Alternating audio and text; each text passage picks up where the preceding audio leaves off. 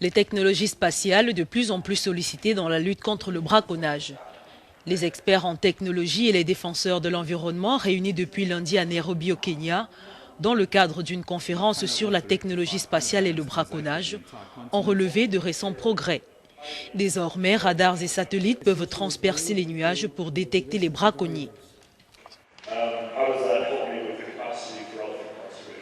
Aide directrice scientifique du programme des Nations Unies pour l'environnement, le braconnage a dans des pays comme le Kenya un réel impact sur le tourisme parce qu'il n'est pas possible qu'un éléphant vive sans ses défenses. Les gouvernements ont choisi de prendre des mesures à la fois à l'échelle nationale mais aussi à l'échelle internationale. Un projet déjà approuvé par plusieurs institutions et organisations qui militent en faveur de l'avancée technologique dans la préservation de l'environnement et la lutte contre les changements climatiques.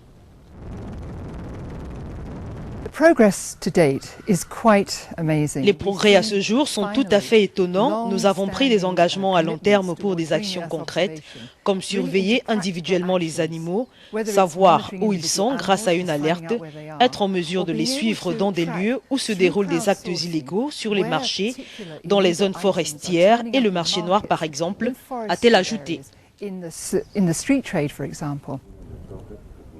Le suivi par satellite des pachydermes s'explique par l'augmentation du taux de criminalité faunique ces dernières années.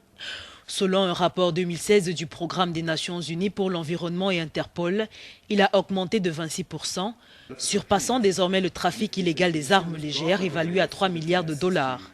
Il s'agit de la 4e activité criminelle la plus combattue au monde.